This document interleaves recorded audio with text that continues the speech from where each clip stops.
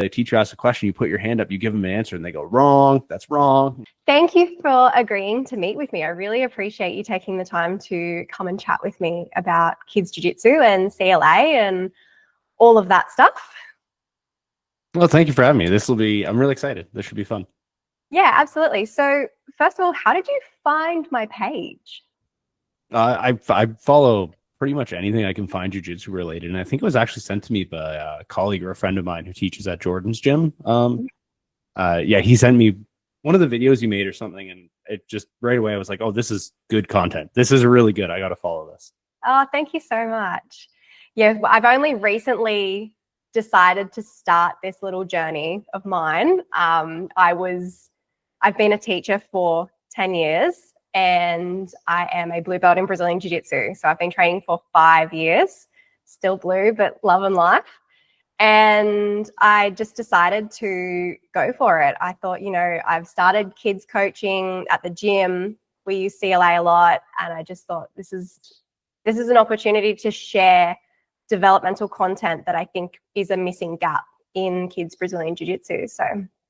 Well, I really agree. I think it's a space that definitely is lacking, especially in the jiu-jitsu community. There's more content around, especially adults, and how to use CLA or alternative teaching methods to the more traditional approach, but there's really nothing for the children's space in that area. So absolutely. So do you teach kids jiu-jitsu as well as adults? I know that you're an active competitor yourself. Congratulations was last weekend, wasn't it, that you Yeah, pretty much every weekend, actually. Yep. So you're an active competitor. Are your students active competitors? Some, yeah. Mostly our kids program is actually pretty new. We took a hiatus for it from a year just because of obligations getting in the way. It makes it hard sometimes to have a super full schedule, but it's back. I help out with it. I'm not the main driving force. I just don't have the time, unfortunately, but yeah, I help out with it. I'm involved, and especially we have some of them who stay for our adult classes, the older ones, getting into that like early teen years where they're able to handle that kind of a class. So yeah, that's kind of my current situation with the kids. Fantastic. Absolutely. So I guess let's talk a little bit about CLA. How did you find CLA? How did you get into it? What made you do the switch? Oh God, that's a deep question. Someone actually sent me something, would have been probably like almost 3 years ago now, from Greg Souders out of Standard, who's kind of, for anyone who follows CLA, the standard for jiu-jitsu in CLA right now, and the ecological dynamics crowd. But I remember at first thinking like, this is just silliness. And then I kept seeing a little bit more of it. I decided to dive a little deeper in. Like, I come from a background in academia as well. And a lot of the stuff, like, it was like, go read this paper. And I was like, well, I should probably actually read the paper. I'm interested. Let's see if there's some evidence. And there was really strong evidence behind it. And then the more I thought about it, the more I realized it kind of explains a lot of the ways I've learned to do a lot of things in my life. I'm relatively self-taught at most things I've done, jiu-jitsu, other sports included. So it really resonated with me that way, where it's like, actually, now that I think about it, yeah, this is kind of how I've been doing things for a very long time. So spent a lot of time getting into the literature, learning the ins and outs of it, and then trying to implement that, like anything, when you first implement it, ups and downs, but I think I've gotten pretty good at it now. And the results I've seen in my students has definitely shown that it's working. Yeah, fantastic. We're the same. We started our gym in the beginning of last year, so the beginning of 2024. Yes. And my partner, he is the big CLA nerd. He loves everything CLA. And when we were going to open the gym, he decided that that's how he wanted to have the gym, as an exclusive sort of CLA gym. And I really didn't actually know that much about it at all. We'd done a little bit here and there, but I wasn't that super familiar with it. But then when he started to explain it, again, I was the same, research backgrounds, that kind of thing. I thought, well, I'll have a little look. And the results were amazing. I found it for myself personally a little bit challenging in the beginning. It was kind of unlearning everything that I'd learnt to be able to do it myself. But when we started implementing it with the kids, I couldn't believe the things that the kids were doing that they didn't even realize they were doing, or they didn't understand what they were able to move in ways that if you were to teach a traditional position, it would take you like a month to learn how to do a triangle, or you just put the kid in the position, lock them up, and the game kind of naturally progresses. It was incredible. Oh, I totally agree. I mean, the fascinating thing for me when we started doing it was obviously like I went in with a bit of, you go in with a bit of a preconceived notion of how anything is going to go. You have an idea, maybe this will go well, maybe this won't. And the shocking thing to me was some of the things I saw as results of like the game or the constraints that I put on a situation, and the responses the students would give, adults and kids alike, where you're like, that's actually like a highly complicated move that they just did without ever having seen. And if you ask them like, well, why did you do that? They're like, I don't know. I would have made sense. And you're like, okay, that's great. Fantastic. I'm not going to tell them not to. Like, oh, that's good for you. You figured it out. And I thought, maybe that's just like going to happen every now and then in the beginning, but it just seems to keep happening. At least once a week, I'm amazed by something someone does where I go, that was really interesting. I didn't expect to see that tonight. Yeah, definitely. We find that a lot, again, with adults and with kids. But I mean, I'm obviously the responsible one for the children's program.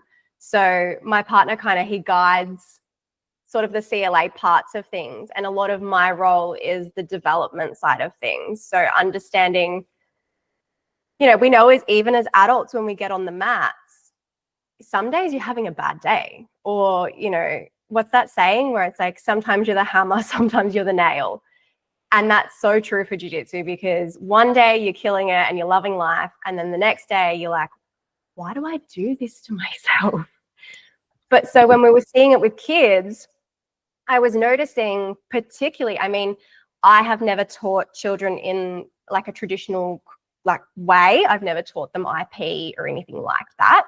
So I guess I don't have a whole lot to sort of compare with. But when we saw the children sort of doing the games or doing things on the mats, I noticed that there was a cycle of frustration and a cycle of maybe not wanting to do it because they were unable to win games, because it was harder for them. So when you teach a traditional way, there's less resistance, right? So when there's less resistance, personally, it's not as hard. For adults, it can be a lot more complex because, you put your lapel here and you grab whatever it is you're doing. But for kids, it became a little bit harder for them. So then that's when I really realized that my role in all of this is to be the person that they can come to get like emotional support, for parents to understand the developmental well-being of their children, to set aside like age-appropriate games and how to differentiate the games. And I use metaphors a lot for the kids. So you would have, I think maybe probably dirty feet might have been one that you saw. Yeah. So we just come up with silly ideas, and I'll be really silly about it. I'll be like, you're on the mat, but because we ask the children to wipe their feet before they get on the mat, because we have white mats and kids. So, they'll come in, they'll be like, I know you wiped your feet, but now I want you to pretend that you've just gone outside and you've jumped in muddy puddles, and then you stood in dog poo and it's so gross.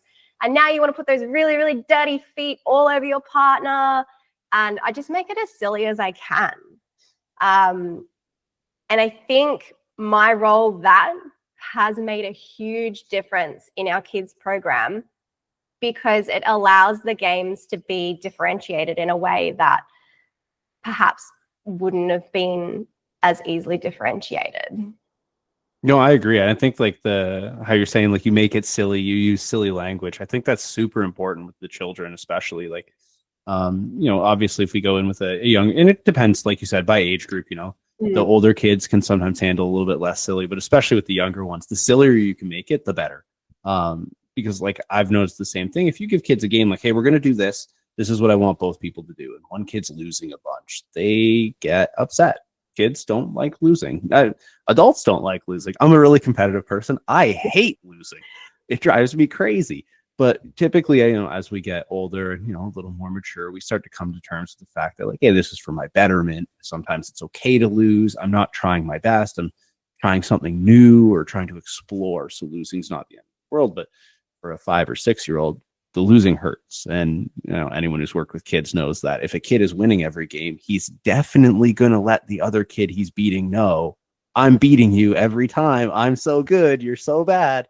Because they're kids. They do stuff like that. We get a lot of, oh, this is too easy. I'm like, yeah. okay, let's You're switch like, hey, your partner. let's not hurt their feelings. It's important. Yeah. Yeah. That's why if we can phrase things as like super silly games, it almost becomes less about the winning and losing, and it's more about silly and having fun. And then they engage with the task completely differently. Yeah, definitely. So then I know that you're not necessarily the responsible person for the kids program. So how do you differentiate your learning in your classes? Oh, geez. So like, are we Without talking about like being, different groups of people? I've got younger students, older students, competitors, non-competitors. Different bodies as well. So for us, let me explain a little. When we have kids on the mats, we have all different body shapes, all different types. An 8-year-old can be 10 times bigger than another 8-year-old. Adults are the same. We know that. So how do you then create constraints, or how do you set those, I suppose, boundaries around the games when you've got two people, and for me, it's two children, trying to do the games, but you don't want one person winning all the time? So for me, partner selection obviously like is extremely important, even more so with the children than the adults. I mean, an adult can typically understand like, hey, this guy's a lot bigger than me.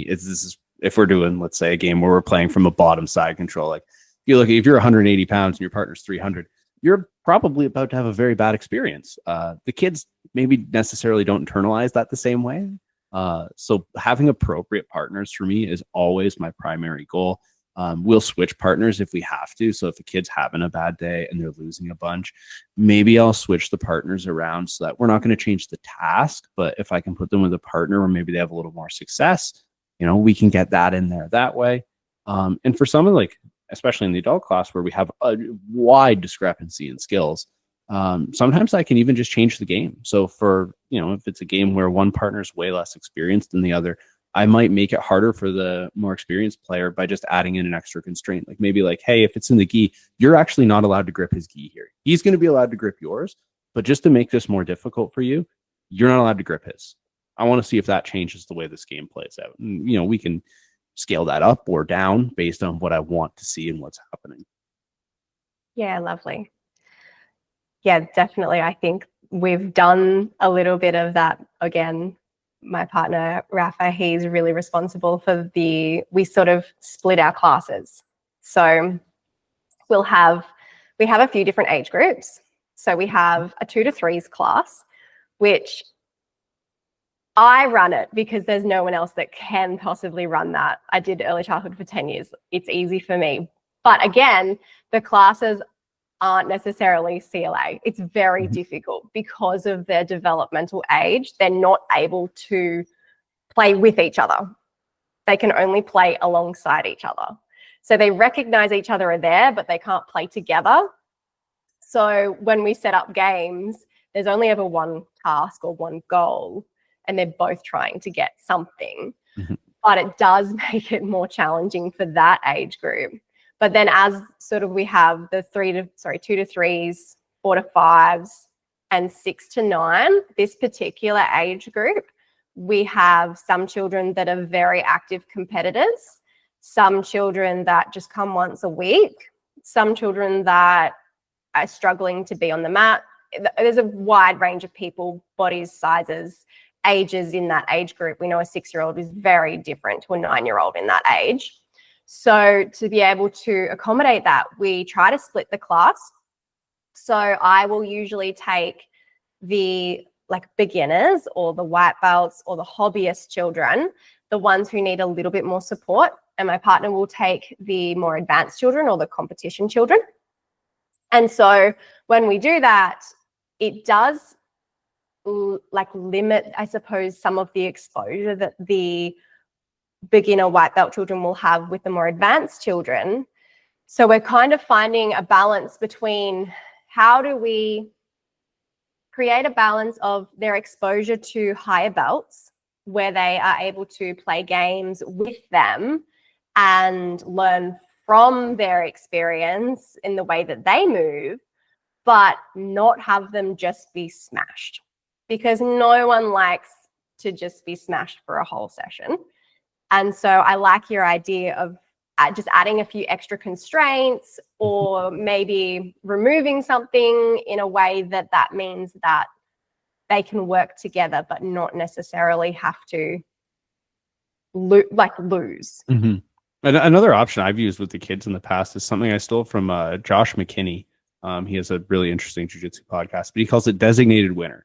So it's very similar to CLA, but the difference is I tell them who's going to win. So maybe this is a situation where, like, let's say two kids are standing and we're looking for a takedown. We'll say, but this kid's going to win. As the opponent, your only job is just to make him work for it, make him do it right, make him actually put you down. But we're not going to go crazy trying to resist. We're not trying to win the game back. We're going into this knowing that this kid is going to win. Your job is kind of to facilitate that. Yeah, I like that. I think, yeah, my partner does something similar where maybe, dirty feet, for example. Dirty feet, only one person can win. Yep. But I suppose we never make it explicitly clear that only one person can win. We'll say it every now and then, but I suppose maybe that explicit information would make it easier for those children to understand when they're going to win or when they're not going to win. Mm-hmm. And we do that. I do that even honestly with our adults sometimes, where we'll have games where, maybe it is completely resisted, but then I have a point that occurs in this game where I go, once this happens, there's no more fight now. The fight is done, and we're going to move on to a cooperative phase of this. Like, off the top of my head, an example is we do a lot of armbar games. Mount, we'll say, person's got a good grip. We're playing that game. We're trying to separate the hands, and I'll say, as soon as the hands separate, the person defending is no longer trying to defend that armbar. Your goal now is to help the other person get the perfect armbar on you. You want to, if you got to give them feedback, if you're like, I'm not feeling anything, it's not straight enough. My shoulder can move around. See if we can limit that. And we become cooperative at that point. So there's a resistive element in the beginning, but once you reach a certain condition, we're now going to switch and move through, especially for the armbar, which is an area with kids where, if we're breaking grips and going fast, potentially we're running into safety issues. Well, as soon as we bring that safety issue in, we're not competing anymore. It's now a cooperative endeavor. So safety goes up, but we also get time to explore. And maybe a kid who never would have been able to finish the armbar gets to finish an armbar now, and he gets to leave happy that night. Yes, I like that.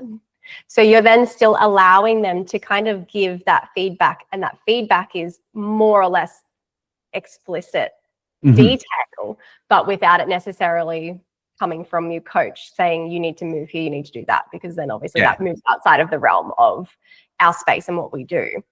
100%. I'm a big fan of having the feedback come from their partners as opposed to me. Obviously, as coaches, me or any of the other coaching staff in my gym, we're always there to give feedback or answer questions. But I love when we can have a task happen, especially with the kids. If I can have one more experienced kid with a less experienced kid, if it comes from your peer, sometimes it's perceived and internalized a lot differently than if it comes from, the guy in charge who's giving advice to everyone.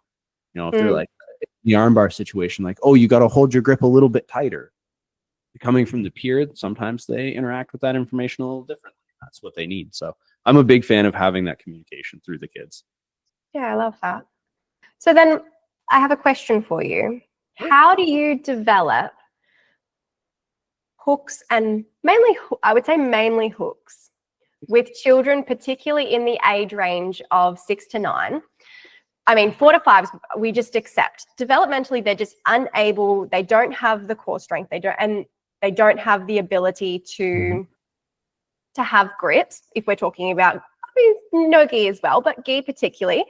A 3-year-old, for example, has less bone density than a 6-year-old's hands. So we call it ossification, where a 3-year-old is physically unable to grip a gi. They're going to grip it like this. You'll see it all the time. They'll try 3 to sort of 6 years old. They're just unable to get that real grip. And that's why also with handwriting, we don't tend to teach handwriting, because a child at 3 is unable to grip a pencil other than this. So how do you then develop hooks and hook games for children who are 6 to 9 years old? Because we have found that primarily the only hooks they can get is either 2 inside, which is pretty standard. Sometimes, I mean, more of the advanced children can do 1 hook outside, 1 inside. So it's like a De La Riva sort of position. But it's quite challenging watching their core strength unable to sort of, they kind of look like little turtles on their backs where they're just like stuck a little bit trying to be able to move their bodies. Have you got much experience in how I could look at developing something like that?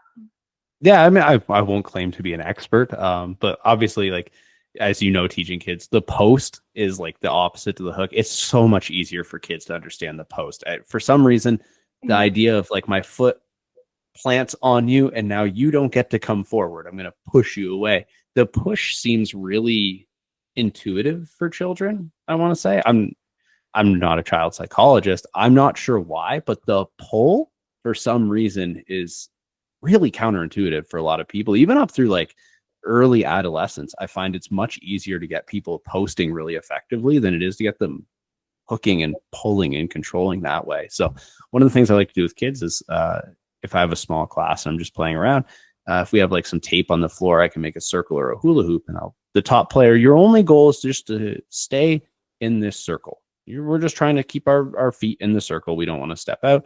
And I'll start them in, like you said, 2 inside is usually a little more like understandable for the kids. They seem to gravitate towards that. So I'll start them in that 2 hooks inside, and I'll say, our goal is just to use our feet to pull the person out of the circle. If you can get 1 leg to step out, I'll give you 1 point. If you can get both of their feet to step out, I'll give you 3 points. The points don't actually get them anything. There's no reward in the end, but they like hearing that they got points. No one needs to know the score.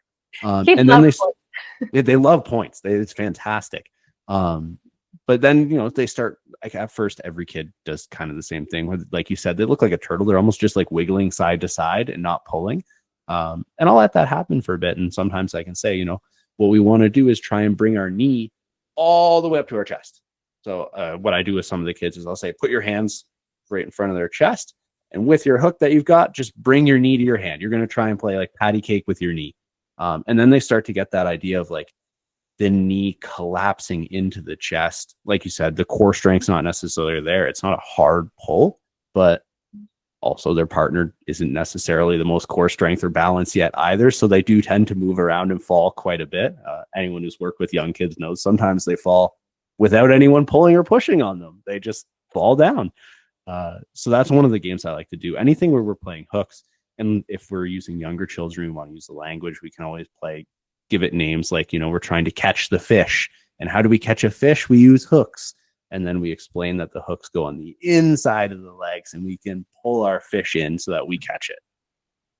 I really like the fish metaphor. That's cool. Yeah. The kids seem to like the fish. Yeah. They like to catch the slippery fish. Yes, I like that. I was talking actually to somebody the other day they do like an armbar game.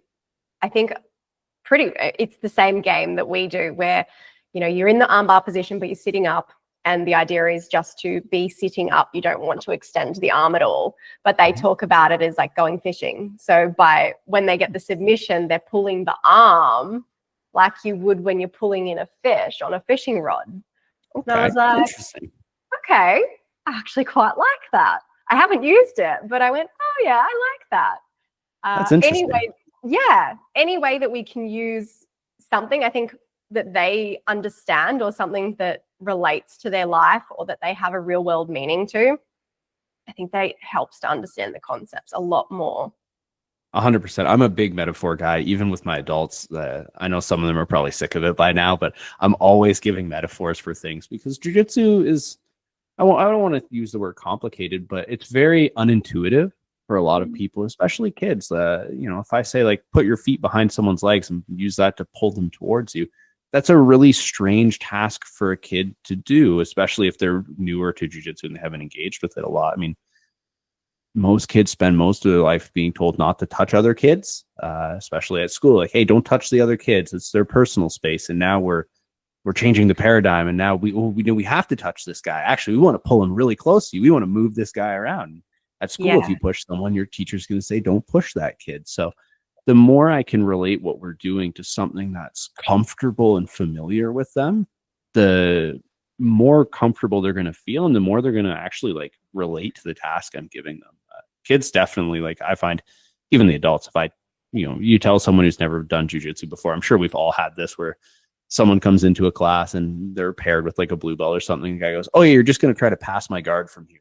The guy on top goes, "I don't know what that means. I don't know what I'm trying to do." But if you say, just keep this guy's like the dirty feet. We just don't want to let this guy put his dirty feet on you. You don't want to get dirty feet on you. Keep those feet out of the way. Kids get that. That makes sense. Same with adults. If I say, hey, just keep that guy's feet from being in between your body. I always like to use with kids like a castle analogy. You got to protect the castle. So the feet are like his body's his castle. The feet are trying to protect the castle. We got to get him out of the way, and then you throw it. And I always exaggerate with the kids. You really whip the legs out of the way. Get him out of here. Yeah. And then we got to get to the castle. And then the kid on bottom, we got to protect our castle. That's where the queen is. We got to protect the queen. Yeah, absolutely. I love that. I did a video on that a little while ago, actually, about the castle thing, because it's so easy to relate to about, your arms and legs are your soldiers. The soldiers protect the castle. And then I created like an idea of a dragon, like, so the guy or whoever the partner on top is the dragon. You want to lock them in the dungeon, close guard, you lock them up, trying to find ways that relate to a story. They know fairy tales. They know those things. Mm-hmm. Yeah, no, it makes sense for them. Like a bunch of the kids from my kids' class have made me watch the Mario movie with them, the little animated Mario movie. So like I get to always use, like, hey, Princess Peach, we're trying to get to, that's where she's in the castle. We got to get her. We got to save her. So we got to get these nasty little, like, I don't know what those little turtle things are called. I would just call them little turtles. Little Bowser things. I don't know, actually. We got to get those guys out of the way, and those are going to be her feet. And the kids love that because it makes sense for them, and it's fun. And another thing that's important with the kids is they get to use their imagination. Now it's fun. It's not just me coming here and I'm playing with my partner and we're wrestling around and it's fun. No, kids tend to enjoy that as well for the most part, the kids who like it. But if they get to use their imagination and think and get creative, and they'll tell me stories at the end about saving, I saved the princess with all this. And I'm like, all right, that's great. You didn't actually save a princess today, but they feel a sense of accomplishment now. They do. Yeah. I would love to know, did you ever teach your kids' classes as an IP class? Or have you? Yeah. So I've been teaching kids classes since about 2013 in some capacity or another. Traditionally, it's been IP until probably like 2023. So probably about 10 years of teaching in a more IP-based manner. Obviously, it's changed throughout the years. I will say like the last 5 years of that were more centered around games, but still had an IP portion where it was more, again, like prescriptive and follow along. Yeah. So the reason I ask is I think I mentioned it a little bit earlier as well about our kids' classes, because they're CLA, sometimes it can feel like it's that little bit harder. Mm-hmm. Do you find, compared to when you had your IP classes to now when you are exclusively CLA, do you find that there is a difference in the amount of children that stick around? I think the retention rate for the CLA is definitely probably higher. That's been my experience, at least. I found a lot of kids, when you give them, the follow along tasks or the do as I do kind of thing, especially as kids are uncoordinated. And again, I've gotten better as a coach. When I first started, you show them a complex move, 3, 4, 5 steps, and there's no way a 5 or 6-year-old is following along. And that can be really discouraging for them to not be able to do what you're asking them to do, or it's not working. one thing I've always done, even as an IP coach and now as a more CLA oriented coach, is especially with the kids, I'm a big believer in good enough. If I'm trying to get a kid to learn something that maybe does require 3-4 steps, and they can get step 1 great, but step 2, 3, 4 are all horrible, that's good enough for tonight, man. Like, that's fine. You did great. Hey, we're a little bit closer. And now every night, if we can get a little bit closer, that's good enough. It doesn't need to be all at once. And I find that easier to do through games because obviously I can take the games that we play and make them smaller chunks, and they feel like the little pieces of success. And maybe they win one game and they lose another, but that's fine. Whereas if it's all one move that they're following along with, I always like to say kids aren't stupid. They know if I did something and it worked and then they try it and it's not working, they know it's not working. You can be like, oh, you did great though. You almost got it. And they're like, yeah, but I didn't. And it's not working. And I'm frustrated because it's not working. So I find the CLA definitely, like, obviously, like anything, you'll have its struggles, but I find the retention rate and the engagement rate from the kids to be a little bit better. Fantastic. Because I don't have that. And I've only ever taught with CLA. I don't think I could even teach an IP class. I wouldn't even know how to do a knee cut anymore. But the same thing, even for myself when I'm on the mats, if I can remember one thing out of that whole sequence, if I'm doing an IP class and I remember one thing, that's great. That's good enough for me. So, in the games for kids, if they can just get one little step closer. Or we had a conversation actually in our adults class the other night where our adults are going, sometimes they can't control their intensity. So it's a big issue that we are working through at the moment in our adult sessions, where they're unable to control their intensity because, they want to win. Their ego takes over and they want to they want to win, which is fine. So, or they're getting discouraged because they're not winning. So my partner was like, okay, but you're not going to win against me. But what can you do? Like, what can your goal be within the session that then you can walk away and go, yeah, I did that. That was good. Mm-hmm. Maybe it's you make him slightly out of balance, have that smaller goal rather than the goal being, I want to bring him down. I want to pass his guard. No. Just bring it smaller. So we've started incorporating that into our kids' classes more and more now as well, where it's like, okay, well done. I really liked the way that and then I'll always try and finish that sentence of, I really liked the way that you grabbed his leg, or I really liked the way that you were able to, I noticed that you could, or I noticed that you were able to. And then I'll always just add in the blanks so that then it's not necessarily me saying you did good, or it's me being able to say, I can see what you're doing. I can see it. Actually, I use it the same with emotions too. If a child is really emotional, or if they are hurt, or if they, are showing any kind of emotion, generally on a kid, you'll see it.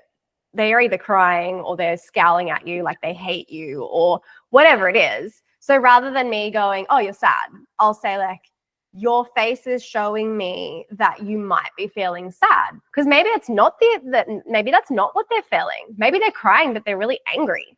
So rather than me labeling the emotion that they're feeling on the mats, I'll just say, I can see that you're crying. Are you feeling sad? And then they can explain the emotion that they're feeling. Slightly off track there, sorry. But no, I love that. You see the idea of, rather than me, again, and I suppose it's a little bit like CLA too, really, where we're not giving that explicit, like, you are this, or you are doing this, or you feel this. I'm just allowing them the space to be able to explore what they're feeling, because I think you mentioned earlier, it's unnatural for children to be close to each other because, again, we're always told don't touch them, like ask for permission. And now we're like, all right, get on top of each other. So that can feel really overwhelming. That can feel really scary for children. So being able to, create a way to explain it's okay to feel those things and then work through those things. No, I think that's great. Like, I love the idea of like almost leading them into answering the question for themselves. Like, hey, are you feeling it? I seem to perceive you as feeling this way. How are you feeling right now? Can you tell me? Because especially like, I know we've all, if anyone who's taught a kids class knows, there will be crying. It's unfortunate. Someone will do something, and I always have the conversation like, are you hurt? Does it hurt? And a lot of the times they'll say, yeah, it hurts. Or something I've noticed a lot is if a kid starts crying and you run over and go, oh my God, are you okay? Are you okay? Are you okay? They perceive that as like, should I not be okay? Yeah. Oh my God, I'm not okay. Whereas if you go over and you go, oh, that was unfortunate. That looked uncomfortable. Are you all right? You know, like, does it hurt? You can ask them some questions. And a lot of times what I find with the younger ones, it ends up being, it's not like, I'm not physically hurt, but emotionally I'm hurt, or I didn't like that. That upset me. Maybe they're doing a takedown game and someone took them down a little hard and they bumped the mat and it feels uncomfortable, but they're really just mad that they lost the game. So giving them that space to explore how they're feeling and tell you, and especially as a coach, you know, they know, hey, like, I'm here, I'm listening. Like, I'm not going to judge you or get mad. I want you to talk to me. I want you to tell me how you feel. And when we're good, we can get back in and play the game again. Yes. And that's the one thing that I will always say is, what I would like you to do is to take a breath. I want you to go and get a little drink of water, get a hug. But when you're ready, I want you to get back on the mats. And for me, that's the biggest part. I would hate for a child to get off the mats and then not get back on. Even if they just want to sit, even if they don't want to do the rest of the class, that is so fine with me, as long as you just sit with us so that I know that you were able to overcome whatever big feeling or whatever big emotion it is that you're feeling. We have parents watching our class. I really dislike that. I would very much like all of the parents out of my gym. Love them dearly if they're watching this, but it's so much easier when they're not in there, because the kids are always kind of looking to their parent, or, you know, if a parent has a facial expression, they read that facial expression and then they react according to that. So I will always then go with the child to the parent and say, have a little breath, have a drink, give them a hug if they need, but please get them back on the mat after. And they're all really good at that, actually. I don't think I really have many that will coddle their child or anything. It's hard to coddle your child when you put them in Brazilian Jiu-Jitsu. Yeah. But that is like you said, having the parents there. Kids interact very differently when their parents are around. The way kids behave when their parents are missing is different. I know a kid falls down, he gets a bump, and sometimes you can see it. They look up and they look over to the parent. And we have a rule where you talk to me first. If you want to go off the mat to see your parent, I tell you. So like, oh, you fell down, you're hurt. Okay, let me come over, let me talk to you. And a lot of the times we can get the kid back there in class. But if they just run over to their parent, the parent goes, oh no, you'll be okay. It's like, that's not the behavior I want. Obviously, we want to make sure all the kids are fine. If there's an actual injury, we need to go get them whatever they need to, you know, get back involved or get medical help if they really needed it, God forbid. But for the most part, when they fall down, it's an ego bruise. It's a bruise somewhere. Maybe they'll be all right. What we need to make sure these kids understand is like, hey, it's okay. I know that sucks. It doesn't feel good, but we still need to be involved and keep going. You know, sometimes like we have to teach them the life lessons using jiu-jitsu. Like things aren't always easy. Sometimes it's difficult. We can't always run and cry. We have to, you know, we're going to be tough and we're going to figure out a way to solve this problem. Are you upset because you're losing the game? Great. Let's talk about it. And let's see if we can push through that and find a way to solve the problem. Maybe we don't solve it today, but let's find a way to try. Let's try. I always like to say that's probably the most common thing I say to the kids. I don't know. Let's try. Yes. I think coming across as, you know, you as a professor, I'm a coach, being able to recognize that you don't have all the answers is so important for trust and rapport with your students, where it's like, I know that there are some gyms, there are some spaces where the coach or the professor is here and you as the student is here and they know everything. They essentially God, which gets a little culty, but that's okay. So being able to get back to their level and be like, I don't know. I don't have the answer. Let's find out together. Let's try it and see what happens. Let's explore it. I think that makes a really good, not just kids coach, but, you know, jiu-jitsu professor in general.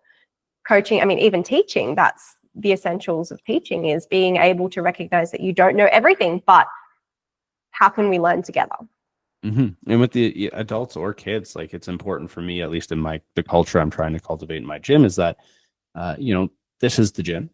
I've got a lot of competitors. This is not the competition, Mats. We don't need to always win. If someone's got an idea, like, kids will always ask when you explain a game or something, go, what if I did this? And it's always something crazy. It's always a really strange situation. But as long as, it sounds safe, I go, you know what? Let's grab our partner and let's try it. Let's find out what happens if we do this. And since it's usually a very silly hypothetical, it usually doesn't work. But then I go, hey, just because something didn't work is it's not bad that we tried it. We found out something that doesn't work. So now let's try something else. And eventually we're going to find something that works really well. Or maybe it kind of worked a little bit. Cool. Let's try that again. Let's keep exploring and playing. And then they have a very positive, I never want to feel like I'm shutting them down when they have an idea or like, what happens if I try this? You go, no, that wouldn't work. They feel bad. I mean, it sucks. It's like being the kid in a class in school who the teacher asks a question, you put your hand up, you give them an answer, and they go, wrong, that's wrong. And you're like, now I don't want to share anymore. I don't want to be involved in this process. So if you can make them feel like, you know what, they ask a question, you know what, that's a good idea. Let's grab our partner and let's go find out. Let's see what happens when we try that. And then they feel good.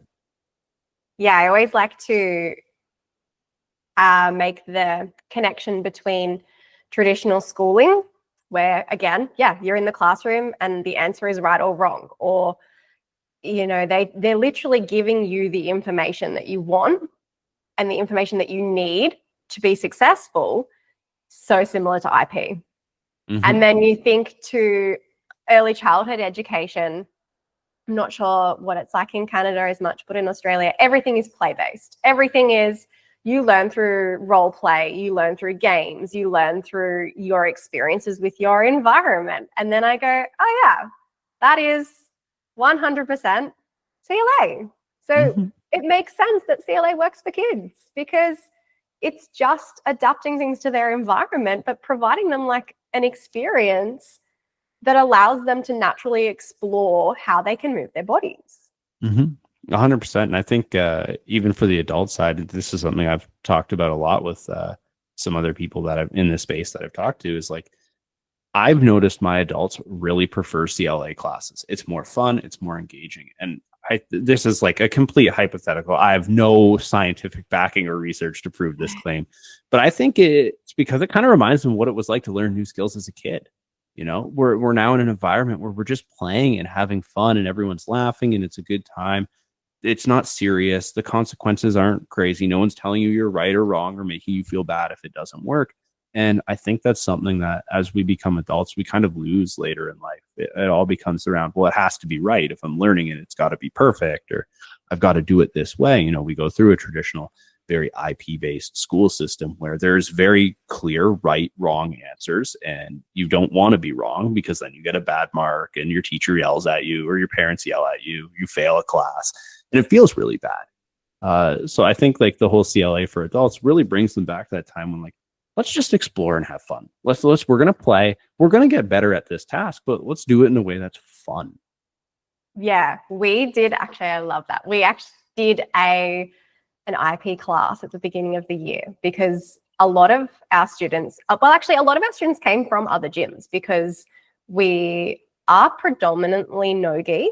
My partner's a black belt in lucha libre, so his background has always been no-gi, but we teach CLA as well. So a lot of our students came from other gyms because it's so much more fun. But then I've got other students that had never even experienced a traditional class. So we were like, it was around the same time as the debate. And we were like, great, this is a perfect opportunity to really just, let's go for it. Let's do the class. And the students that had come from other gyms hated the class. They could not stand the drilling. But then interestingly, which surprised me, the students that had never done an IP class, they actually really enjoyed it. And I think it surprised me a lot. And when I explained and asked them, and I was like, okay, what did you enjoy about it? They were able to say like, I liked the step-by-step guidance to being able to do something. And I was like, okay, do you think you could do it though? Because when I'm watching you, you're not doing it.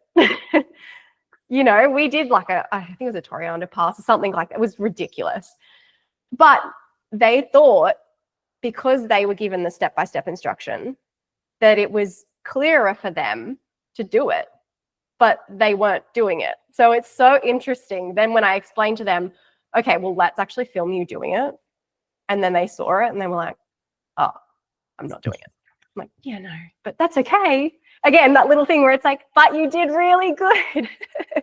I think that's actually like, that's really in line with what I've seen too. And I think that's part of the reason a lot of these, like, especially like the bigger box gyms tend to have very IP based class formats is it's really good for making students feel like they learned a lot and got so much better.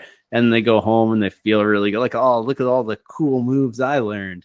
And they really didn't get much better, but it's very good at getting people to sign for a lot of these gyms very long-term contracts to stay on because they feel really good. Whereas, you know, something in that CLA might not feel as good at the end of the night every night because there's, you know, there's a lot going on. There's winning and losing, sometimes losing. Well, let's be honest, when we first start, mostly losing. It doesn't feel particularly great, but we're actually building real skills. And it's just sometimes harder to see. And that was like, earlier, I liked when you said, you know, tell people like, okay, I see that you were trying this, or I see that you were doing this, or I liked when you did this, because I think a lot of times the students can't see that for themselves. And sometimes it's really reassuring to have their coach be like, hey, I know you didn't win this game, but I saw you trying this and I really liked that. Like, keep doing that. And that can replace that feedback mechanism from the IP of, I got shown it, so I did it, and it was good, and it was right, and I learned, when you really didn't learn. Now it's just a different feedback mechanism. Oh, okay. Sorry, we're good. That's okay, no worries. Yeah, definitely. So I'd love to then touch a little bit on competition for kids in particular. So how old are your children when they start competing? Do you have boundaries around kids competing? So this is actually a great question. Despite what people might think, I mean, I think I'm the most active black belt competitor in Canada. I had over 130 matches last year. I would prefer if my children did not compete. Straight up, I'd prefer if none of the kids in my gym competed until they were late teens, would be preferable. That being said, obviously, I don't run a gym where I feel I'm in control of these people. There are kids who want to do it, especially like most gyms. You know, we have a lot of the shiny medals on the wall, and they go, "I want one of those." And you're like, "Well, I'm not giving you that one. That one's special to me. So if you want one, you got to go get your own." And they go, "Well, I want to win a shiny medal." So, yeah. Well, okay. Well, if we're gonna do it, we might as well go do it right. But I'd prefer they didn't. I'm not a big fan of competition in youth sports. I really think, especially up until like, at least like, again, I'm not a psychologist. I don't know the break points in ages, but from my own personal experience, at least until that like early teenage age, I don't think we need competition as kids. I think it's a really good way for kids to burn out, especially when you have parents that are the driving force behind a kid choosing to compete. Like, that's a recipe for disaster. But my rules in my gym, if a kid wants to compete, it has to be the kid, not the parent. If the kid wants to do it, we will do it. Definitely not before like 5-6 years old. That would be the bare minimum for me. I think recently we had a 6-year-old compete, but for me, that's kind of she's a bit of an exceptional student. She's very gifted, not just with jiu-jitsu, but with basically everything. So that's a little bit of an exception for me there, because I think she needed it. And I think in the end, it was very good for her. And I knew, despite her age, she's a little more advanced. She could internalize things a little bit better than the average 6-year-old could. But yeah, I'm not a big fan of competition. At least 5-6 years old, the bare minimum. Would prefer they didn't until older, but I don't always get my way. Yeah, I often go to competitions. We have a lot of competitor children for the size of our gym. We often go to competitions and I will see many things, as you do when you go to competitions. One always being a little 3-year-old on the mat. And it actually makes me really emotional to watch it. These little kids have absolutely no idea what they are doing. And they're being put on the mats in such a way that there's no way that they emotionally know how to deal with this, more so than the physical thing where they're actually fighting each other and everyone's yelling at them like they're the center of attention for it. But more so, how do you emotionally internalize everything that is going on around you and how you're feeling as a little person being told to fight this other person? It just does not sit well with me at all. So I will never let any of my children under the age of 5 compete. However, when we opened the gym, we had a few children come from other gyms that were grey belts that were competitors, and they came because we are more of a competition gym. So they came to our gym for the learning style because I was a teacher for many reasons. But that was hard because all of a sudden this one little boy, he I think had just turned 6. He's an absolute weapon. He's insane. He's so good. But it was really hard for us as coaches to then watch him be on the mats and to watch him not win, but not know how to deal with that emotionally. So now he's gotten over that little hump. He's like 7, almost 7 now, I think. And he's really, something's clicked. He's good. But in those early stages, for us, it was, and especially with a new gym, because we were still learning what is our boundary, where are we at with all of this. Well, it's really hard. And then, so now we have like a comp class on Saturdays, and we have like a few comp sessions throughout the week where those advanced children, mainly because we try to leave the sessions like at their normal sessions, just as, I suppose, fun sessions, fun games, fun things, whereas then we can push them that little bit harder in those comp sessions.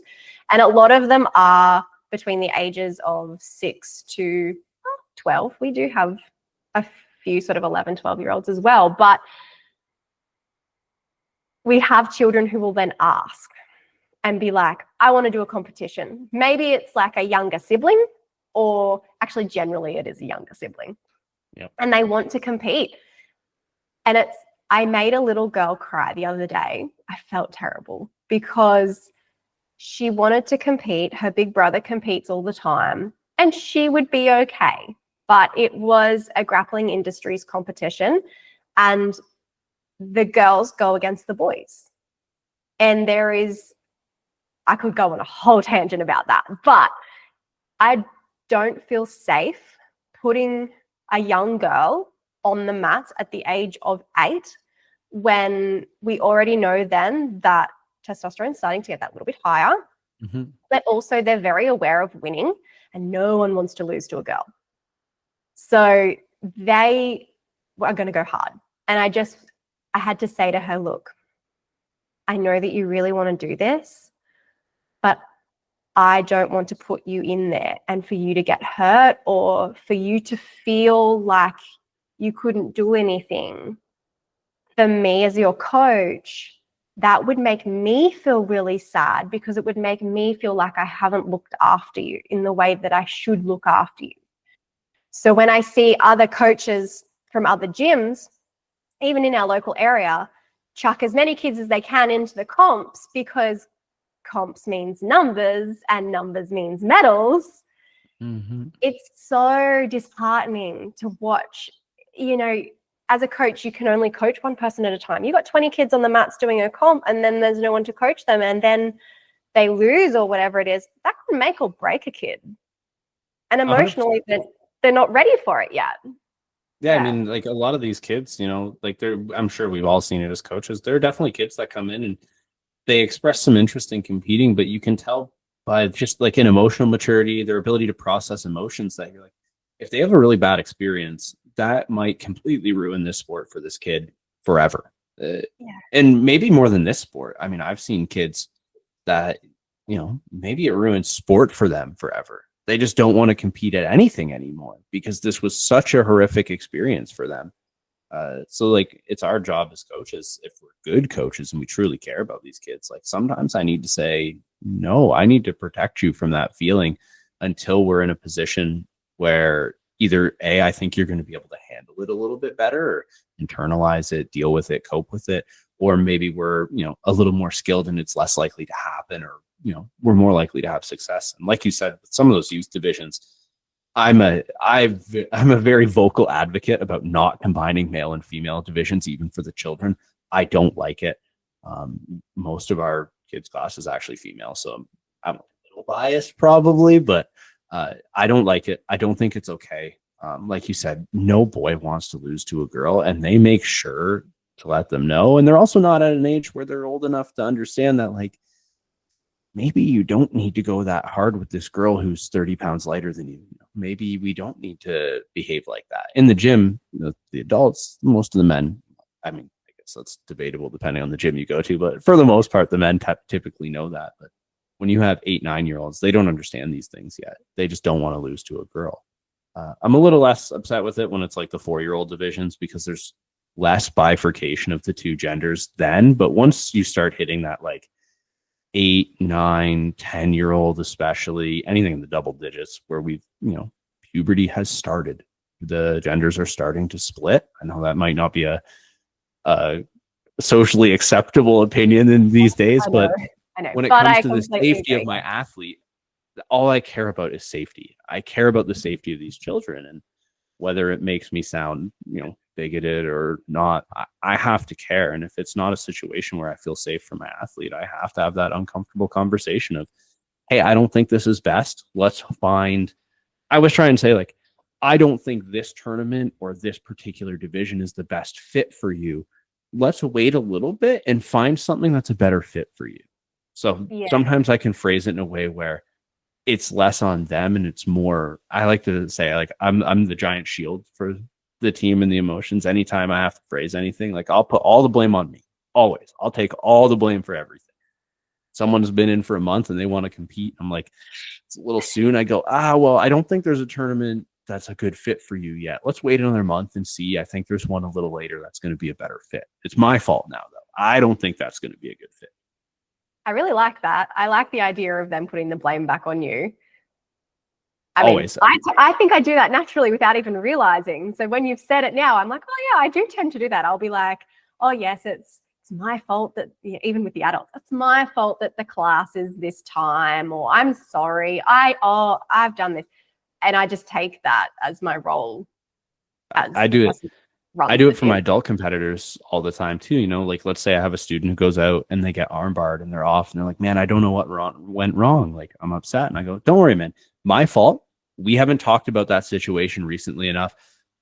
I didn't make a class on this. We haven't touched this specific like engagement for a while. My fault. I built some bad curriculum around this. We're going to fix that up. We're going to touch it. This is not going to happen again. It's always like, obviously there's a responsibility, like, hey, you got to go out and do your best, but like, it's always on me. If there's always like I wasn't really sure like how to get out of that position. Oh, that's my fault. I could have explained that better. I could have given us more time in that position. I could have, structured a better curriculum. So, hey, I'll take this in, I'll fix it. As long as you're willing to put in the work, the mistakes will get fixed. So it's always on me. I find, especially with my competitors, that helps them a little bit to deal with the fact that, like, this is upsetting. Like, it's not like losing a basketball game. It is different. It's very emotional. Like, I've been competing for 16 years in jiu-jitsu and it still sucks when I lose. I'm still pretty bitter. I still don't have a great time. Sometimes I don't handle it as well as I'd like to think I do, but you try your best. So I understand when, especially when you get the kids who are like that 14-year-old age group where they're starting to become very competitive, but they're still not quite sure how to deal with those emotions and deal with, failure and internalize and process it. So I would say, just put it on me. I'll handle it all. I take it. Yeah. And I think that's our role as the coaches, is to be able to be that person for them. So if we can have any of these conversations like we're having now, or, even the content that I'm trying to share to people about the developmental, the emotional, the everything that I can about kids, it means that if one little thing resonates a little bit, even from our conversation about kids jiu-jitsu, maybe we're going to make better coaches. So maybe then they're going to have a better program. They're going to have a better connection to their kids in a way that they probably hadn't thought of it before. So I think that's the biggest takeaway that I want to have from everything that we've talked about is how do we bring awareness to kids jiu-jitsu? As we know, it's kind of like a money grab sometimes for some gyms, but also how do we really create better people? Oh, I completely agree. I can't tell you how many times like, obviously I'm a relatively newer gym. Mine's been open about a little over 2 years now, just barely, like 2 years and a couple weeks actually. But I can't tell you how many other people, when I talk about my gym, and I didn't offer kids classes for about a year during that period. Other gym owners, I'd hear them all the time, be like, you got to offer kids, man. Kids is like the cash cow. It's like kids is where the money's at. And my response to them is always like, but if I don't genuinely have the time or energy to put in and do a good job with these kids, that's very disingenuous. Like, you shouldn't be running a kids class as a get rich quick scheme. You should be running a kids class because you genuinely love and care about building skills and life experience and sharing this beautiful art we have with these children and helping them grow and develop. I mean, Yeah. if you're just in it for the money, it's going to be really hard to be a good kids class coach. Like, you have to, I had to wait till the right time to bring it back into my gym, wait till I had the right people ready to help me who also wanted to grow it and see that in those kids and help them develop. And it's incredibly rewarding when you truly care about it. It's just, I think there's a lot of people running it because they feel they have to, or because it makes them a lot of money and their heart's really not in it. Or for the most part, a lot of people just aren't educated on how to teach children. I mean, there's no qualification. There's nothing that says you have to teach this way. There's nothing that even, in Australia, you have to have a blue card, which says that you're okay to teach kids. But other than that, it's like, all right, off you go. No worries. Yeah, we don't even need that in Canada. And that's something I do actually require from my staff. I've got to make sure you're safe around kids. But I know, like, we all know how many gyms in America, especially USA, we've heard have issues around kids coaches who behave inappropriately. And it's a scary thing out there. And it gives the sport a bad name. It gives a bad reputation, ruins kids' lives, possibly. Yeah. So I think we owe it to the future generations of the sport to genuinely invest in learning how we can do this better. I'm not an educator by trade. This is something I've done as a hobby, and then, when it became my career, I put a lot of work into learning how to educate and trying to study this stuff. But watching pages, like following content like yours and some other people out there, and even in academia, trying to find what I can and learn from that, just to do better, just be better for the kids, be the best instructor I can be. I implore all the coaches out there, please, like, at the bare minimum, follow your page. At the bare minimum, preferably, like, let's grab some books, let's read some research, and let's get out there. But at the bare minimum, follow a page, read a couple of resources and Instagram posts, and just try to be better at teaching. That's fantastic. Thank you so much. Let's end it there, because that was a nice ending to that one. That was lovely. Perfect.